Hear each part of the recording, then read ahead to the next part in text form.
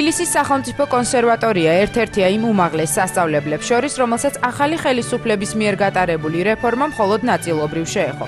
რაც იმას გულისხმობს, რომ აქ რექტორი არ შეუცვლიათ მანანა დოიჯაშვილი თავის ადგილსა და სავარძელს დღემდე ინარჩუნებს. მთავარი საკითხი კი, რომელზეც კონსერვატორიაში დღეს ყველაზე მეც ფიქრობენ, აქვე მიმდინარე სარემონტო და სარეკონსტრუქციო სამუშაოებია. უმთავრესი მიზანი კი შენობის არქიტექტურული სტილის შენარჩუნებაა. ეს არის კონსერვატორია და სახელში დევს ის, რომ ჩვენ მაინც ძალიან დიდი მიმდევრები ვართ ტრადიციების.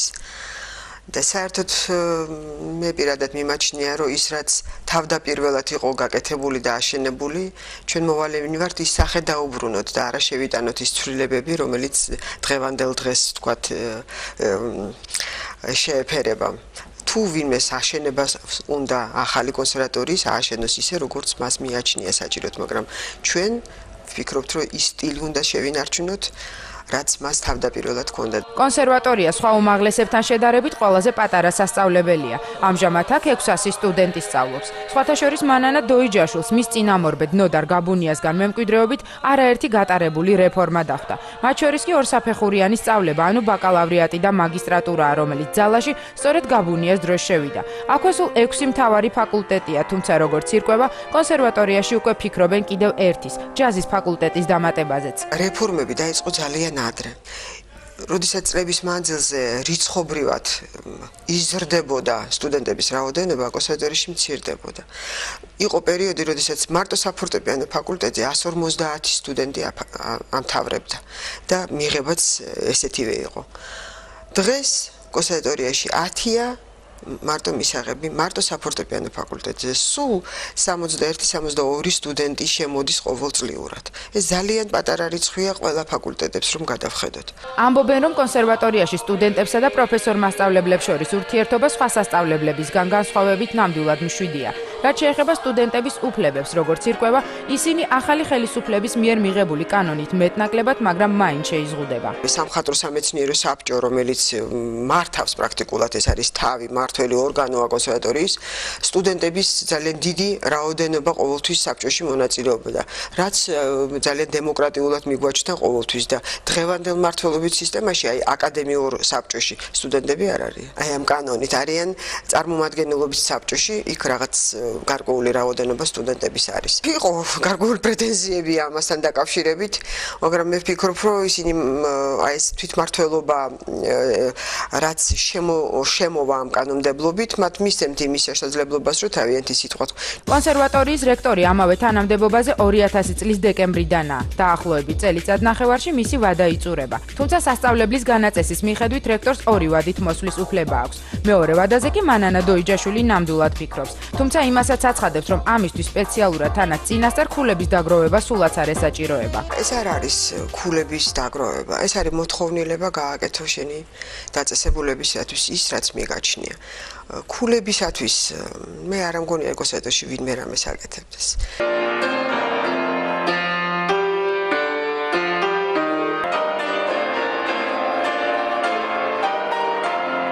თბილისის სახელმწიფო კონსერვატორიაში სხვა უმაღლეს სასწავლებლებთან შედარებით ნამდვილი სიმშვიდეა.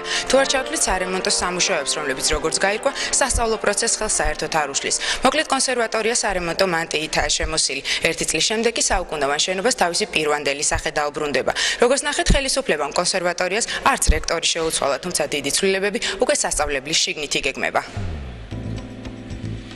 რაც შეეხება მთავარ ცვლილებებს, ისინი პირდაპირ კავშირშია იმ რემონტთან, რომელიც ამჟამად აქ მიმდინარეობს. სხვათა შორის კონსერვატორია პირველი იყო იმ უმაღლეს სასწავლებლებს შორის, რომლისთვისაც ბიუჯეტიდან ნებით გაიღეს თანხები. აქვე ჩამოყალიბდა მზრუნველთა საბჭო, რომლის რიგებშიც ქართველი ბიზნესმენები ირიცხებიან. სწორედ მათი შემოწირულობებით გაკეთდა კონსერვატორიის რამდენიმე სართული. ამჟამად რემონტდება მცირე დარბაზი, რემონტი შეეხება ასევე დარჩენილ 2 სართულსაც. ამავე სამუშაოებშია ჩართული დიზაინერი ნიკა სებისკვერაძე. თავარი კი მაინც კონსერვატორიის მცირე დარბაზია, რომელსაც მოდერნის სტილს, ანუ თავის პირვანდელ სახეს სპეციალურად მოძიებულ ფოტომასალაზე დაყრდნობით დაუბრუნებენ. აღმოჩნდა რამოდენიმე შრე საღებავისა და ჩვენ მივაკვლიეთ იმ პირველ საღებავს და ეხლა მუშაობენ ძეგლთა დაცვის სამსახური, ლაბორატორიად ამუშავებენ თუ ესე იგი რა საღებავებით იყო თავის დროზე, რა ფერებში იყო გაკეთებული და გვინდა რომ ეს შევინარჩუნოთ ის პირველდელი მისი სახე. აქედან იქნება ეს დარაბები გაკეთებულია. როცა იქნება საჭირო გაიღება და ეს შეასრულებს აქედან ლოჟის მოვალეობას. ესე იყო ჩაფიქრებული თავის დროს. რაც შეეხება სასწავლო პროცესს, კონსერვატორიაში ისევ აქტიურად მიმდინარეობს მასტერ-კლასები, რომლებსაც უცხოელი პედაგოგები ატარებენ. აქვე წელიწადში ორჯერ სპეციალურად საოპერო სპექტაკლებიც მზადდება. ჩამოდიან მასტერ-კლასების ჩასატარებლად აქ მთელი მსოფლიოდან. ზოგჯერ ძალიან კარგი პედაგოგები, ზოგჯერ ნაკლებად, მაგრამ ჩვენთვის მათი გამოცდილება ყოველ შემთხვევაში ძვირფასია და აი ეხლა ვნახეთ ჩვენ ერთ-ერთი მაგალითი, როდესაც შტრუბი, ეს მესამე წელიწადია უკვე ჩამოდის, ძალიან ცნობილი პიანისტი, ის ატარებს აქ მასტერ-კლასებში, ერთეული ყავს სტუდენტები, მათთან ერთად მეცადინეობს დაახლოებით 2-3 კვირის განმავლობაში და შემდეგ ისინი ერთად აძლევენ კონცერტს. სადაც ჩვენ ვხედავთ, ეს არის საორკესტრო კლასი და ეს ნიშანდობლივია, რომ აქაც ჩვენ ყავს მოწვეული მთავარი დირიჟორი და მხატვრული ხელმძღვანელი. ეს არის ძალიან ცნობილი მსოფლიოში დირიჟორი ბატონი ლევ მარკიზი, ის უკვე მეორე წელიწადია სათავეში უდგას ჩვენ ორკესტრს. მათი ურთიერთობა იმდენად შედეგიანი აღმოჩნდა, რომ უკვე ორჯერ სტუდენტურმა ორკესტრმა მიიღო მონაწილეობა დიდი დარბაზის ტრადიციულ დეკემბრის ფესტივალში და დიდი წარმატებით.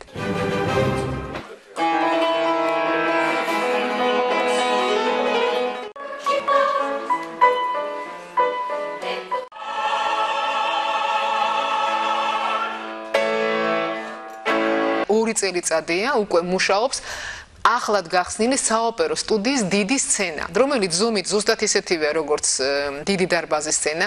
სპექტაკლები აქ მზადდება, სტუდენტებს აქვს აბსოლუტური, ესე იგი, შესაძლებლობა, რომ გამზადებული სპექტაკლით გადავიდნენ მერე დიდ დარბაზში. რაც შეეხება მუსიკალურ ინსტრუმენტებს, როგორც ცირკვევა, ისინი კონსერვატორიაში უმეტესად შემოწირულობების სახით ხვდება. აქ ამაყობენ არამხოლოდ სპივაკოვის მიერ გამოგზავნილი ვიოლინოთი, არამედ საკუთარ არსენალში ლევ მარკიზის მიერ ჩამოტანილი 2 ჩელოც აქვთ და არამხოლოდ. ეს არის პატარა დოლი, არის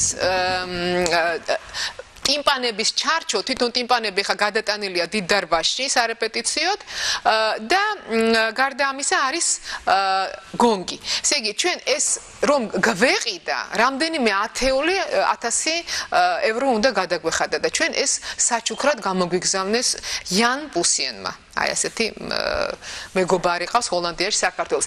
ეს საკრავები არ არის ახალი, ეს არ არის ახალი საკრავები, ეს ეხლა ამჟამად არის ნათხოვარი, მაგრამ აი ამ საკრავების ბოლო ალბათ თხოვების ეტაპი გვაქვს ჩვენ, იმიტომ რომ აი ყველა ამ საკრავის შესაბამისი საკრავი ჩვენ მივიღეთ საჩუქრად. ეს ჩვენ პრობლემას არ ხსნის. ჩვენ გვინდა რომ მთელი ორკესტრი, სტუდენტური ორკესტრი და საერთოდ ორკესტრი იყოს დაკომპლექტებული კონსერვატორიის საკრავებით. ეს კი რახმანინოვის როიალია, რომელიც სარესტავრაციო ამზად და კონსერვატორიის მუზეუმის საკუთრებას წარმოადგენს.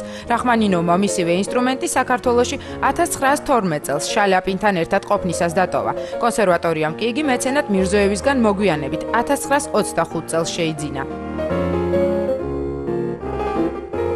სიახლეებს შორის კონსერვატორიაში ბიბლიოთეკაც ირიცხება, რომელიც მე-16 საუკუნიდან ვიდრე დღემდე არსებული მნიშვნელოვანი გამოცემებითაა შევსებული.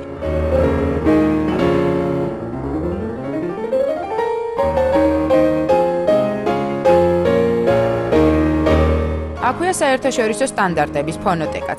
სხვათა შორის კონსერვატორიაში უკვე ორჯერ ჩატარდა მრავალხმიანობის საერთაშორისო სიმპოზიუმიც. უკვე არსებობს ტრადიციული მრავალხმიანობის საერთაშორისო კვლევის ცენტრი და კავკასიის მცხოვრებთა მრავალხმიანობის მონაცემთა ბაზაც. პირველი სიმპოზიუმი შედგა 2002 წელს. ეს იყო მართლაც ძალიან დიდი მოვლენა. ჯერ ერთ-ერთი ამან დაიწყო ქართული ეთნომუსიკის ცოდნების ახალი ეტაპი, სრულიად ახალი ეტაპი, როდესაც ქართული ხალხური სიმღერა არა მარტო პრაქტიკის თვალსაზრისით გავიდა მსოფლიოში, ახლა თქვენი სიმღერიან ამას ქართულ სიმღერას კანადაში, ავსტრალიაში, ავსტრიაში, თითქმის მსოფლიოში, იაპონიაში, ამერიკაში და ყველგან. მაგრამ აი რაც შეეხება თეორიული მხარი ამისა, სრულიად მოუგვარებელი იყო, რადგან ამ ბოლო ხანებში კარგახანი არავინ დაინტერესებულა ქართული ტრადიციული მრავალხმიანობით. ამან ძალიან დიდი სტიმული მისცა, ცხადია, ჩამოვიდა ძალიან ბევრი მეცნიერი, ისეთები ცნობილები, ძალიან დიტერ ქრისტენსენი, და ბევრი ძალიან, ნუ სულ 18 კაცი იყო ასეთი, მაგრამ ყველაზე საინტერესო იყო ეს იყო ნამდვილი რაღაც ტრიუმფი მეცნიერული აზრის და ამავე დროს ქართული ხალხური სიმღერა გალობის, რადგან კონცერტები და სამეცნიერო სესიები ერთმანეთში იყო, ასე ვთქვათ, შეჭრილი.